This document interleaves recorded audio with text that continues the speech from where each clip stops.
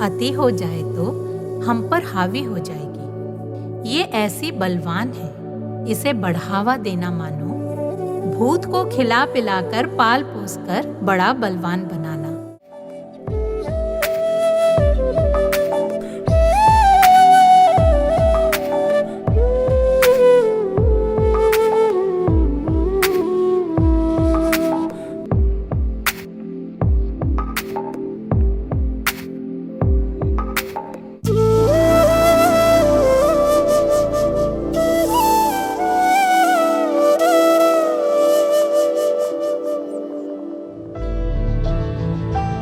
कहते हैं जो पिंड में है सो ही ब्रह्मांड में है। अगर हम विश्व में शांति का परचम फहराना लाना चाहते हो तो शुरुआत अपने मन की शांति से करें। यदि हम चाहते हैं कि दुनिया में सब लोग मिलजुल कर प्रेम से रहें तो पहले हम सबके साथ प्रेम पूर्वक रहना शुरू करें।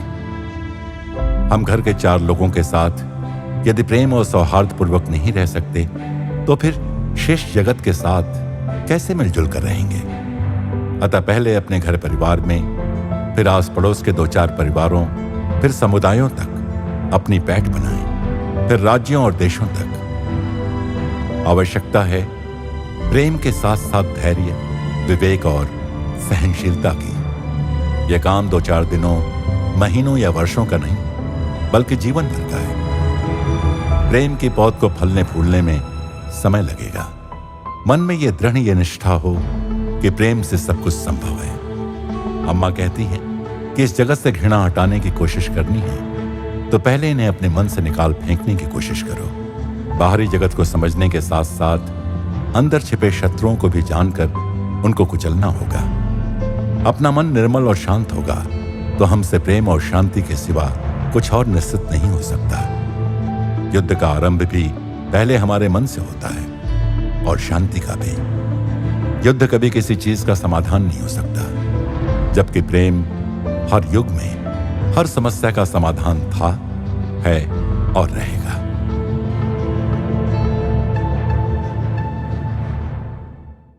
प्रेम स्वरूपी, आत्म स्वरूपी आप सबको नमस्कार। അമ്മ എപ്പോഴും പറയും പട്ടി എല്ല് കടിക്കുന്ന ഉദാഹരണം പറയാലോ. എല്ലിന്നാണ് ചോര കിട്ടുന്നത് വെച്ച് നക്കി നക്കിയിരിക്കുകയാണ്. തൻ്റെ മോണ കീറിയാണ് വരുന്ന പട്ടിക്കറിയില്ല. ബോധം കിട്ടി വീണ് കഴിയുമ്പോഴാണ് അറിയുന്നത്. ഇതുപോലെ വസ്തുവിലെല്ലാം ആനന്ദം, എല്ലാം മനസ്സിനെ ആശ്രയിച്ചുകൊണ്ടിരിക്കുന്നു. पहले सबके हाथ में जपमाला थी, अब फोन की आवश्यकता नहीं, ऐसा नहीं। आज की दुनिया में बिजनेस में फोन आवश्यक है, आवश्यकता है, पर हमें फोन से चिपक नहीं जाना। आज भय बहुत बढ़ गया है। पहले लोगों को विश्वास था कि बच्चा स्कूल से सुरक्षित लौट आएगा। तब स्कूल बसेस नहीं थी, बच्चे पैदल जाते, जंगल आदि से गुजरना पड़ता था और 80% घरों में फोन नहीं होता था उस समय। तब भी लोग IAS IPS करके सफल होकर जीवन में आगे बढ़ते थे। आज भी यही सब हो रहा है, कोई बड़ा परिवर्तन नहीं हुआ। बिजनेस का फैलाव ज्यादा है।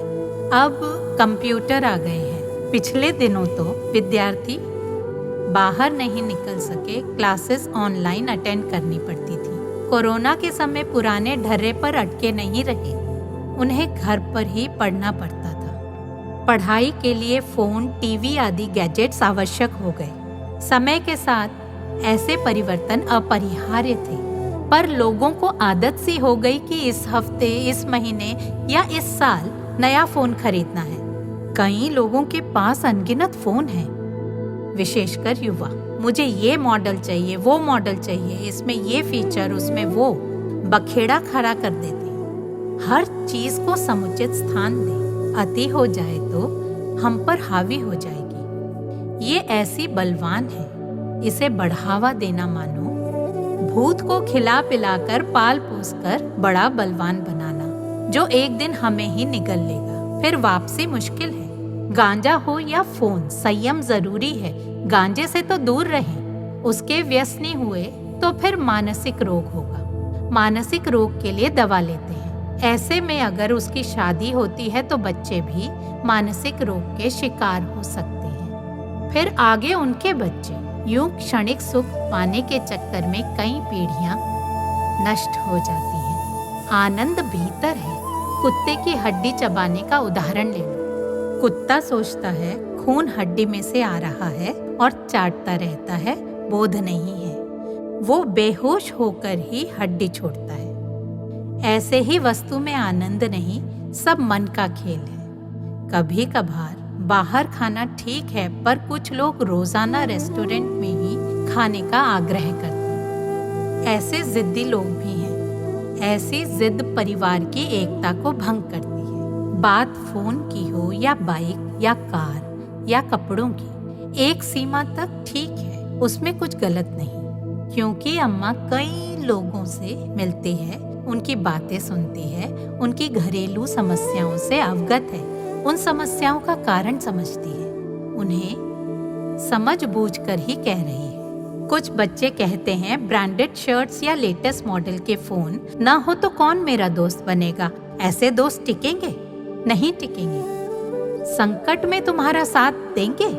हाथ पांव टूट जाए तो सेवा टहल करेंगे? नहीं। क्या ये दोस्त शाश्वत हैं? अपनी आर्थिक स्थिति और क्षमता को भुलाकर लोग लोन लेते हैं और चुका नहीं पाते।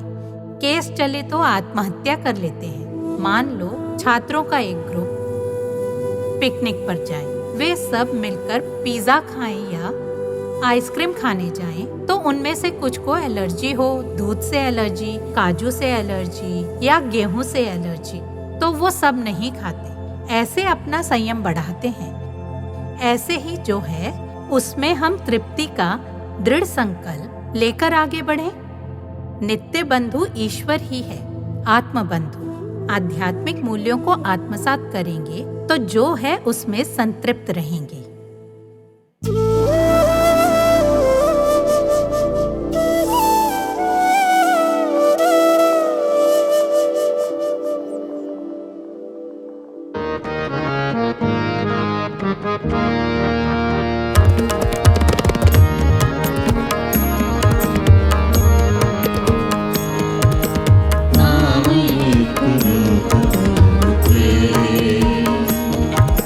जो भी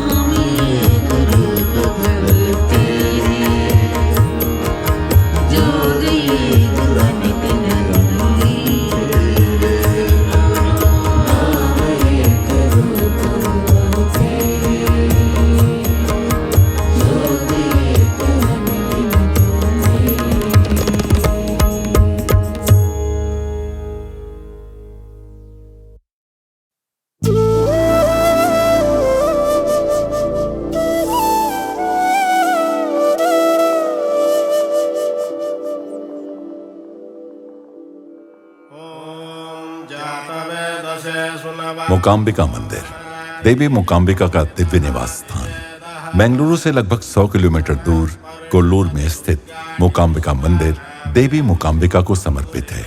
देवी मूकांबिका जो पार्वती का रूप हैं, इस मंदिर की मुख्य प्रतिष्ठा है। पश्चिमी घाटों की हरी भरी पहाड़ियों से घिरा ये मंदिर शांति और आध्यात्मिक सांत्वना का स्थान है, जो प्राकृतिक सुंदरता से भी समृद्ध है। श्री आदि शंकराचार्य ने इस मंदिर की प्राण प्रतिष्ठा की थी। किंवदंती है कि वो देवी की प्रतिमा को लेकर अपनी मां से मिलने के लिए कालड़ी जा रहे थे और उन्हें देवी ने यह आदेश दिया था कि वो पीछे मुड़कर ना देखें, लेकिन उन्होंने मुड़कर देखा और देवी ने आगे ना बढ़कर कोल्लूर में ही रहने का निर्णय लिया। यह मंदिर शिव और शक्ति की ऊर्जा के मिलन का प्रतीक है। आज मूकांबिका मंदिर एक सम्मानित आध्यात्मिक स्थल के रूप में बना हुआ है, जहां भक्त देवी से आशीर्वाद प्राप्त करने आते हैं। इसके शांतिपूर्ण वातावरण और समृद्ध विरासत के कारण ये एक पवित्र स्थल है, जहां ध्यान और भक्ति की गहरी अनुभूति होती है।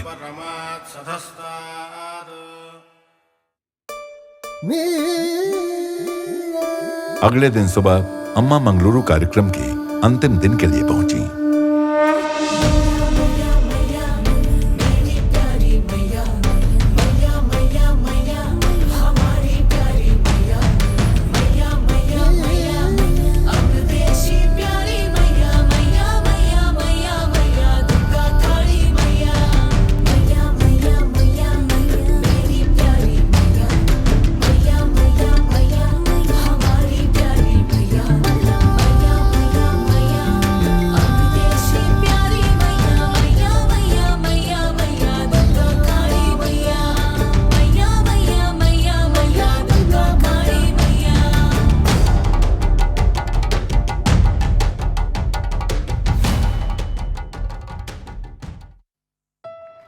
अम्मा का स्वागत श्री डॉक्टर सनत हेगड़े, श्री बिजू वारियर, श्रीमती लता सालियन और कई अन्य प्रतिष्ठित व्यक्तियों द्वारा माला पहनाकर किया गया।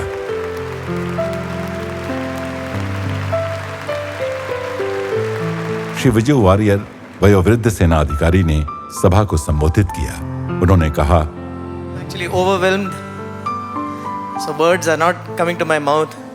सच्चाई यह है कि इस अवसर पर शब्द मुझे अधूरे महसूस हो रहे हैं, क्योंकि मेरा हृदय भरा हुआ है। कल तक मुझे लगता था कि मुझे भगवान से सीधी बात करनी चाहिए। मैं आध्यात्मिक व्यक्ति नहीं हूँ, सिर्फ एक मंदिर भक्त हूँ। केवल 2 दिन पहले जब मैंने अम्मा के दर्शन किए, तब मुझे एहसास हुआ कि कोई भी कभी भी बदल सकता है। ये मेरी किस्मत थी कि मुझे अम्मा के दर्शन हुए। यहाँ जुटे हुए हम सभी लोग भाग्यशाली हैं, क्योंकि आज भगवान हमारे बीच हैं। हम जब यहाँ से जाएंगे तो निश्चित रूप से एक संदेश अपने साथ ले जाएंगे। लोकाः समस्ताः सुखिनो भवन्तु। इसके बाद श्री हरीश कुमार ने अपना अनुभव साझा करते हुए कहा, ಇವತ್ತು ಅಮ್ಮನವರು ಪ್ರಪಂಚದಾದ್ಯಂತ ಅನೇಕ ಕೋಟ್ಯಾಂತರ ಭಕ್ತರನ್ನು ಹೊಂದಿದಂತಹ दुनिया भर के लोग अम्मा से प्यार करते हैं। आज हमें अम्मा को व्यक्तिगत रूप से देखने का अवसर मिला। सभी जानते हैं कि अम्मा ने मानवता के कल्याण के लिए विश्वविद्यालय और अनुसंधान केंद्र स्थापित किए हैं। अम्मा पूरी दुनिया में प्रसिद्ध हैं और उनके शांति संदेशों ने बहुतों के जीवन में परिवर्तन लाया है। आज जब मैंने अम्मा दर्शन पाया तो मुझे अपार शांति और आशीर्वाद का अनुभव हुआ। मैं प्रार्थना करता हूँ कि अम्मा अपनी यात्रा जारी रखें और दुनिया भर में शांति के संदेश फैलाती रहें। मैं आप सबकी ओर से अम्मा को हार्दिक शुभकामनाएं देता हूँ।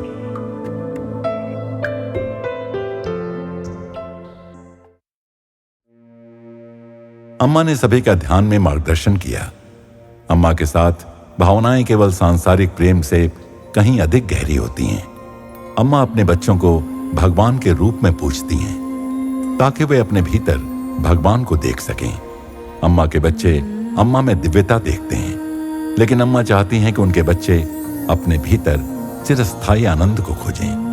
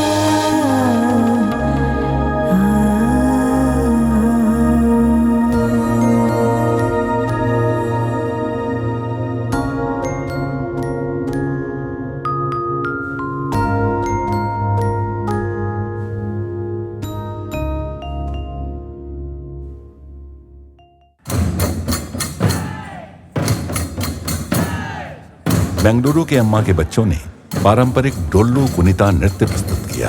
डोल्लू कुनिता कर्नाटका का एक पारंपरिक लोक नृत्य है जिसे कुरुबा समुदाय द्वारा मकर संक्रांति और दशहरा जैसे त्योहारों के दौरान किया जाता है। नर्तक जो बाघ की तरह रंगे होते हैं बड़े ढोलों को डोलुस कहते हुए लयबद्ध रूप से बजाते हैं। ये ऊर्जावान प्रदर्शन शक्ति, भक्ति और सामुदायिक भावना का प्रतीक है जो कर्नाटका की समृद्ध सांस्कृतिक धरोहर और आध्यात्मिक परंपराओं को दर्शाता है।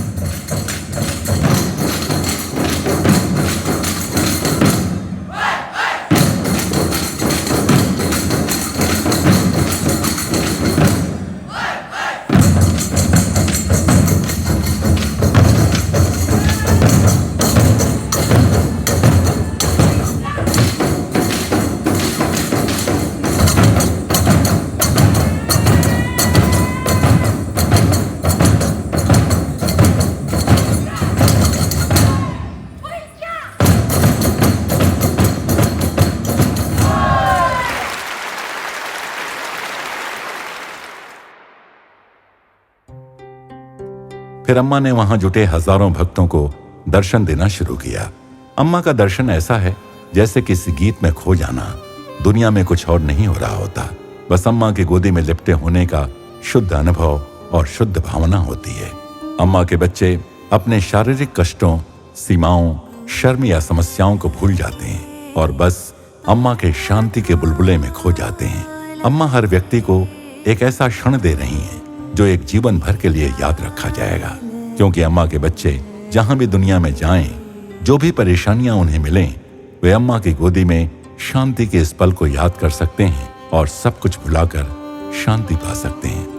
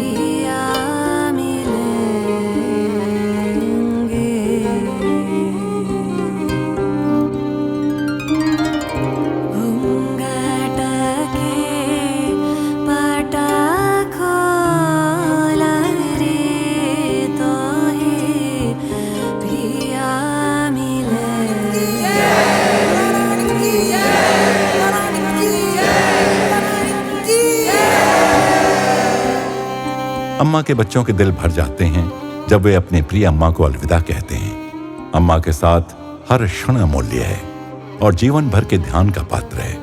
अम्मा के बच्चों को यह विश्वास है कि जो समय उन्होंने अम्मा के साथ बिताया वो उनके पिछले कई जन्मों की प्रार्थनाओं का परिणाम है और वे ये सुनिश्चित जानते हैं कि अम्मा उनके साथ रहेंगी, उनकी मदद करती रहेंगी जब तक वे पूरी तरह से अम्मा में विलीन नहीं हो जाते।